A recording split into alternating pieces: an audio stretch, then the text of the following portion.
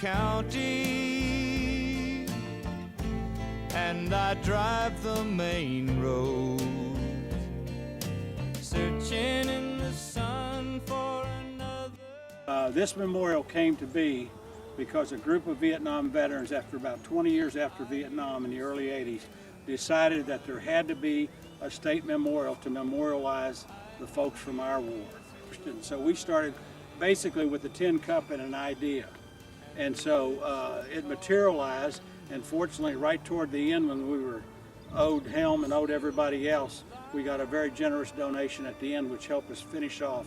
Since then we've been able to accumulate money to take it into perpetuity.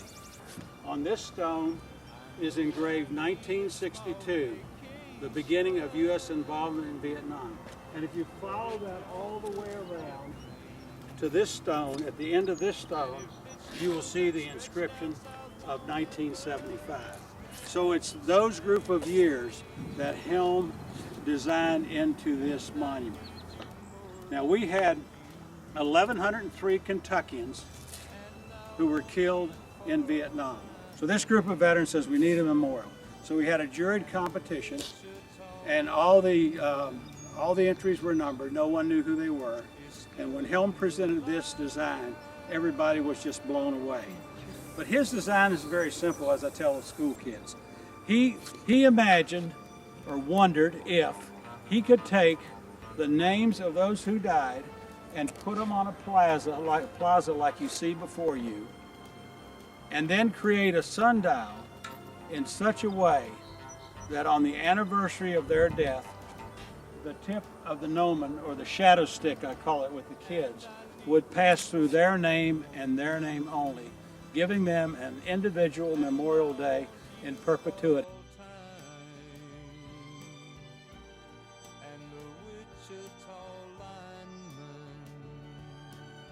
When you come to the Vietnam Memorial, this is a place of reflection. Every piece of this stone came out of the same vein of the same quarry in Alberta, Georgia, right here. Finley's Alberta Granite Finishing Corporation, and that was the quarry. And when Helm went down there, the fellow was so impressed with the idea, and of course he was so impressed as he saw it unfold here, that he's reserved that vein in his quarry for any additional slabs that we need.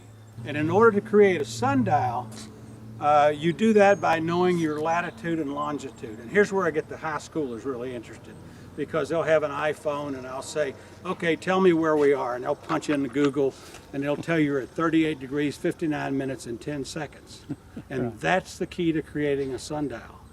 And so what Helm does, of course, is he takes the angle of this sundial, matches our latitude. Okay. Now, just to show you, and I tell this to the kids, this isn't a static memorial. This is a living memorial. Just last year, we found another Kentuckian whose name is going to be added here this fall. 25 years, 47 years after he died. Wow. So Helm's last project on this was about a year before he passed away, right, Jackie? Yeah. And he felt, and we always went back to Helm, because this was his design. Yeah. And we argued sometimes. We argued about the landscape. We argued about this, but it always came out right for the purpose of the memorial. And so what we did in the 25th year is we added this little patio out here and put these 5 benches in, but the important part is the inscription on the stone. Kentucky men and women who served in Vietnam and later died as a result of their service. This is where I get into asking the kids questions as soon as the sun comes out. Okay, I always ask them, and there's always a precocious boy in there that throws up his hand before you finish the question. So my question to you is, yeah, okay, my question to you is, what day of the year has the longest shadow and the shortest day? The longest shadow and the shortest day would be the 21st of June. Counterintuitive. I'm not sure. I'm in the northern hemisphere. Yeah, that's right. Oh, okay. I'm not going to give you a break for that. Okay. All right. Well, what about the 21st of Well, December? You're just opposite. Yeah, it is the 21st 21st of December. The point is, in the summer solstice just passed. Okay, Yeah. if you stand on this line with me, Right. come back here. Right. Right. See the curved line? Yep. Yep. Okay, so if you came out here on June 21st Yeah. at 6:56 this year, in the morning I believe it was, you would see the shadow sun moves touch around that there. line. Yeah. Yeah. And if you stood here all day, it would appear to come concave to where your feet are. Right. Yeah, yeah. Now, what day of the year are daylight and dark equal? Well, you can have 2 days, the 21st of March and the 21st of September. Boy, what'd you bring a ringer here for? That's perfect. Okay. Okay, now, Rob, as you well know, you got the equinox stand on this line. Oh, this is a straight This line. is the equinox line. Twice a year, March Yeah. 21st. Yep. The shadow's going this way, and it's heading back towards September this way. Right. But if you came out here on the equinox day, the sun would appear to travel in a straight line. Yep. Yep. See, you've got the answers now, so the last one doesn't even bother you. Okay, and likewise, if you got here on the shortest day and the longest shadow, Yeah. the sun would appear to be going in a convex manner to where you stand. Yeah. Yeah. Yeah. Isn't that fascinating? It's wonderful. Yeah. Now let me show you a couple other things over here. It's just okay. If you feel right here, Rob, see this notch? Yes. Yes. Okay, that is 1 minute of time. Okay, in November, and then here's the inscription that he added to it: "Greater love hath no man than that this man lay down his life for his friends." Okay, now you'll be into this, being an Australian. Okay, now I got to ask the kids this. I'll say, "What's Armistice Day?" And of course, the kids don't know. And then some parent will say, "That's same as Veterans Day." But Armistice Day, remember World War I?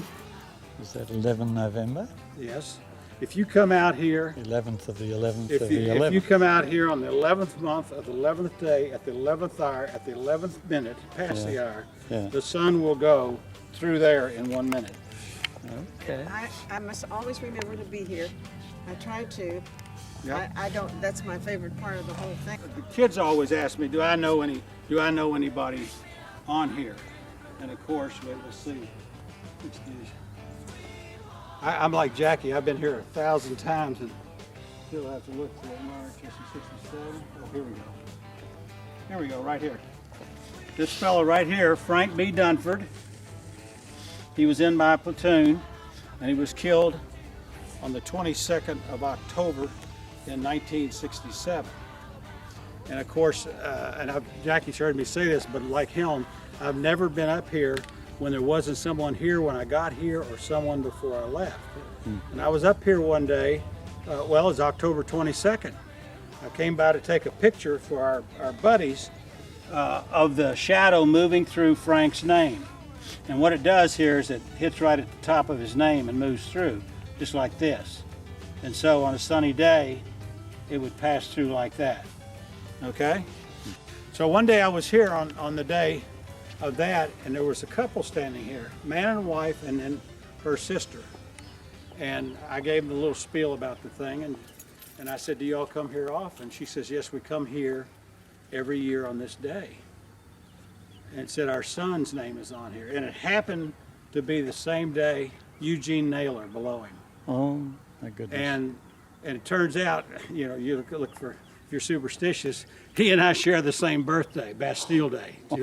So anyway, you get 14 July. But That's I was doing pretty good until she pulled out her iPhone and said, "You want to see what Gene looked like when he was in Vietnam?"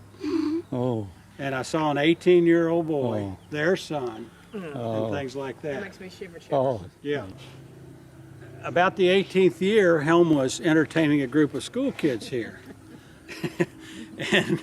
and he had the kids over here, and this one little precocious boy said, "Hey, mister," he said, "that thing's crooked." And so Helm, trying to get through his pitch, try to say, "Well, you're confused, you're standing offline," and things like that, to get through the pitch. But that boy was determined. So Helm, a trust but verify architect, the next day he came out here with his ladder, if you put your finger down there, run your fingernail through it, there's the index mark. And so he would hang his plumb bob, and if the plumb bob didn't touch that index mark, something was wrong. Something had moved. And you know what he found out? The kid was right. Really? The gnomon was bent. Goodness. After 18 years, let me put these pins away. 18 years. He couldn't sleep until I think. Now, okay. So anyway, we get to the problem of the bent gnomon, as we call it. And so if you come right over here, Ronald, put your hand on this side. Yeah. By noon, you'll be barely able to. Yeah, yeah. Now put it on the other side. Yeah, yeah. I know what's going to be coming up here. Okay. In the summer, you can literally cook an egg on the back side. Yeah, yeah. So it bends. Yeah, yeah. well, anyway, the bent gnomon was handled very simply by Helm always said it either has to be right or it's not right, and in this case, it's very clear. And so we took this gnomon out, had it destroyed, built a new one. Really? So anyway, this couple kept coming every year, and they came about 15 years, and after the ceremony, they would say, "We really enjoy the memorial, blah, blah, blah, blah, blah. Our son's name is on here." And she said, "But you know, our son's name was Jimmy, not James." And we listened to this for about 15 years. And back like a bunch of dumb men, it finally dawned on us, his name was Jimmy and not James. Yeah. But of course, if you go in the Army and you tell the sergeant what your name is, Jimmy, he says, "No, you're James in the Army." And so the records had this fellow's name as James. So we took this whole stone out and changed the name to Jimmy to one, like Helm says, make it right, but just as importantly in this case, to make it right for the parents, because his parents had christened him Jimmy. I asked Helm of all the accolades and recognition he'd received, would he send me one or two that really got to him?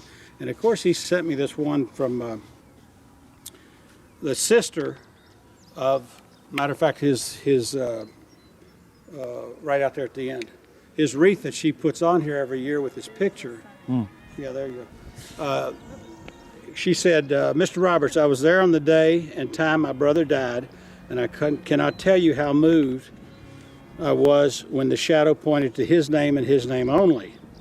I had the misconception of how the sundial worked, thinking it would cover his name along with many others, with a shadow leading from the base, never imagining that it would actually point to his name as it did.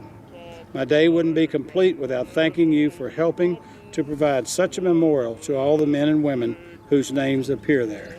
And so that was one of the ones that Helm cherished in the end. And that fellow, by the way, his name is Charles Swope, and he's a pilot that was lost in October '66. Were you here when the Naval Academy Choir came?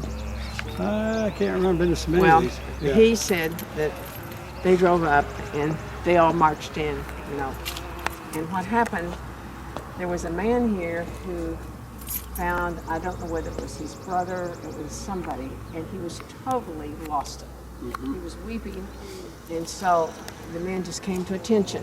Right. And not a word was spoken, so said him. I was not with him. Right. So not a word was spoken, and then they slowly filed out and went back to the bus. He said that was something he would never forget, the look on their faces.